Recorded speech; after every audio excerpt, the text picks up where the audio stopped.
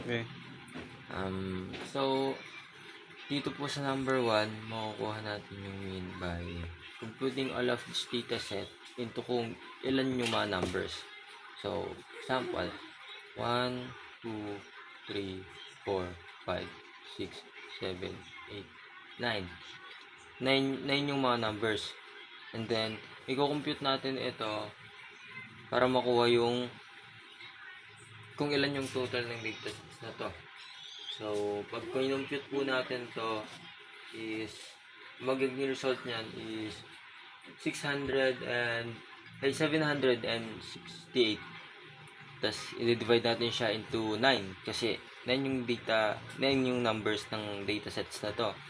So, pag dinivide natin siya into 9, 768 divided by 9, ang makukuha nating mean dyan, ay makukuha nating result dyan is 85.33. So, yun yung mean niya.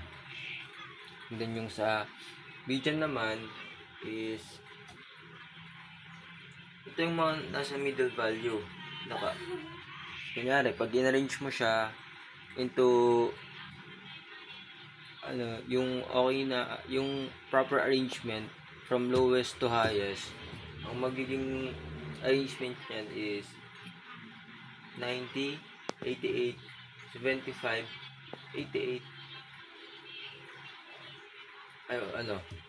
90, ay, mali, 75,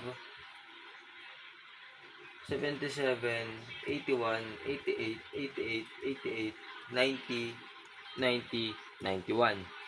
So, pag in-arrange mo siya ng ganun, ang magiging result niya is 88 yung nasa gitna ng sets na yon. So, meaning, ang median niya is 88 din. So, ang mode niya, ito yung, yung numbers na naulit ng maraming beses. Ng mas maraming beses kumpara sa iba. So, alin number ba dito yung naulit ng maraming beses? Which is yung 88. So, 88 yung magiging mode natin. Okay.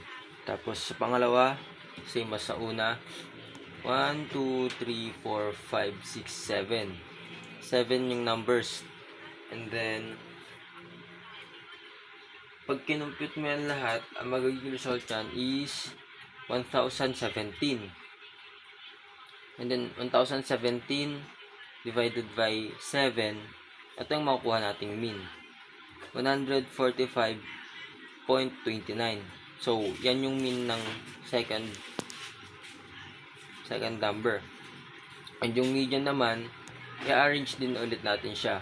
So, pag in-arrange natin siya, ang magiging set niya was 104, 109, 111, 125, 169, and 881, tsaka 218. So, ang magiging nasa gitna nun is atong 125. Yan. So, yun, ito yung median natin kasi siya, pag in-arrange mo siya, siya yung nasa gitna ng arrangement na yun. Tapos yung sa mode naman, lahat sila once lang na ilagay dito. Walang number na naulit. So, meaning, walang mode sa number 2. And then, sa number 3 naman, ganun lang din ulit. 1, 2, 3, 4, 5, 6, 7, 8, 9, 10. 10 numbers. And, pag kinumpute mo yan lahat, ang magiging result is 682. So, 682, 1, 2, 3, 4, 5, 6, 7, 8, 9, 10. 622, 682 divide mo sa 10, ang magiging result nun is ito, 68.20. So, meaning, yan yung mean natin. And dun sa median naman, pag in-arrange mo siya, magiging ano nyan is 52, 55, 89, 63, 66, 70, 71, 77, 81, and 88.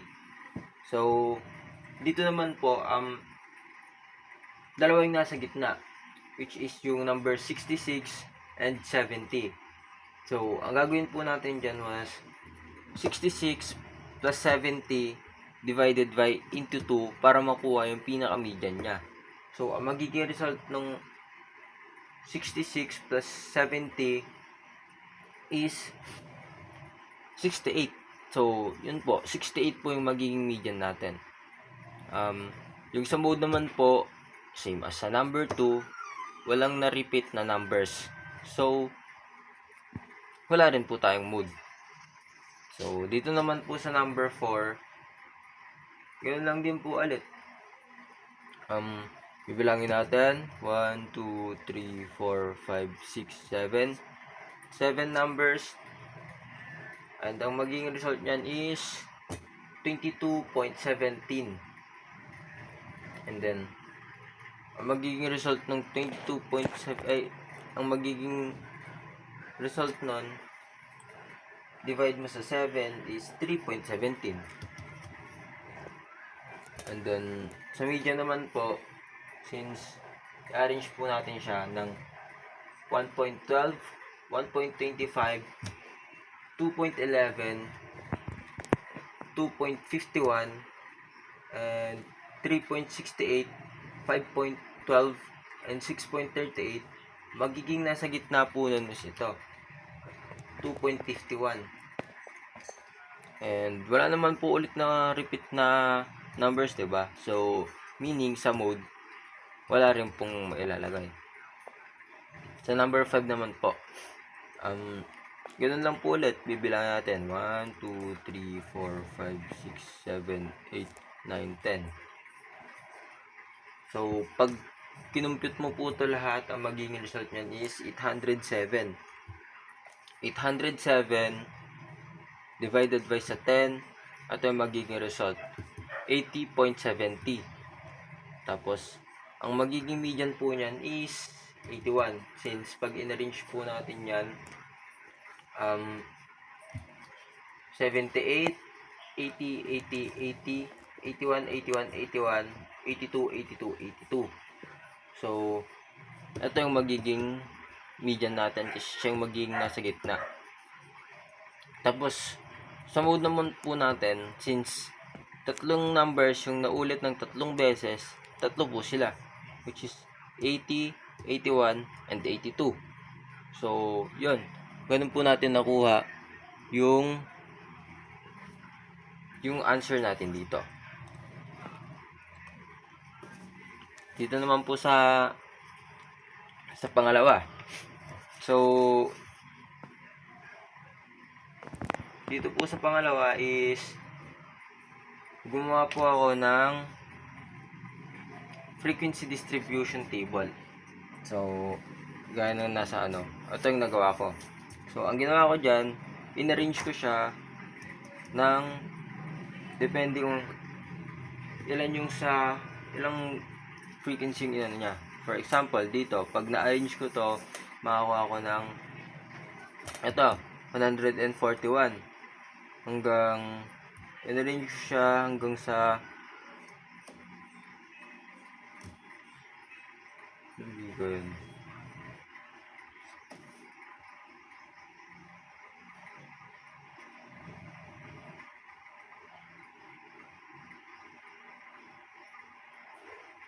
Kasi kukuha ko ng andito kung hanggang saan yung range niya ng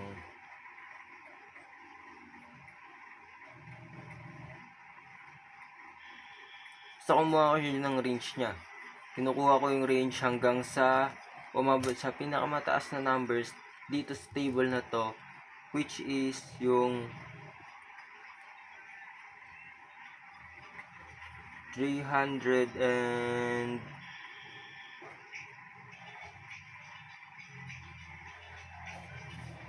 ano yung number dito, 300 and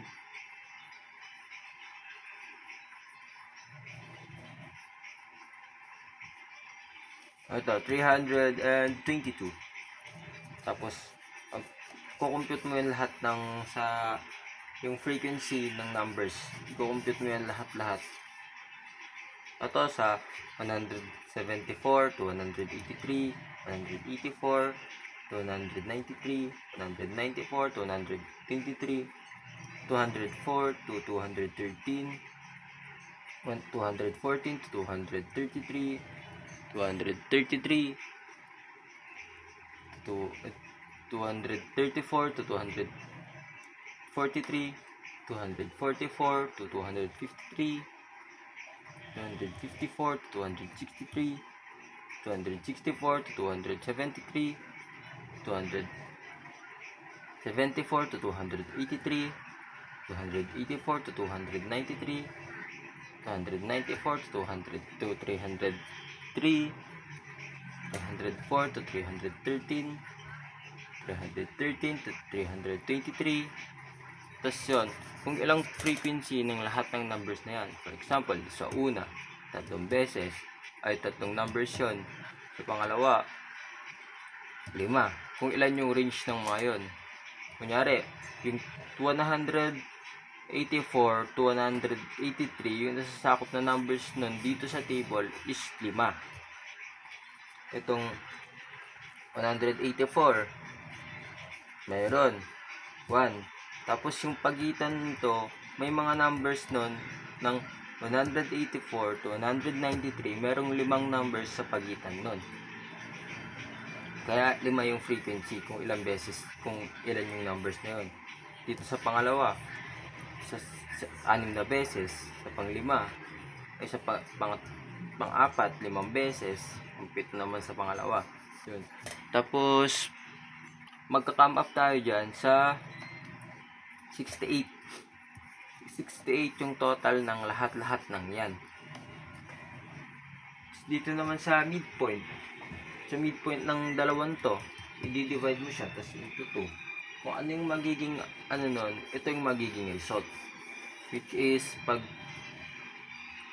174 plus 183 divided by into 2, 178.5 yung magiging resulta. So, yun. Yan lang po yung gagawin natin dito sa midpoint niya. And then, sa frequency naman po niya,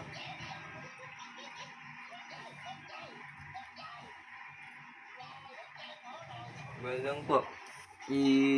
Ano lang po natin to.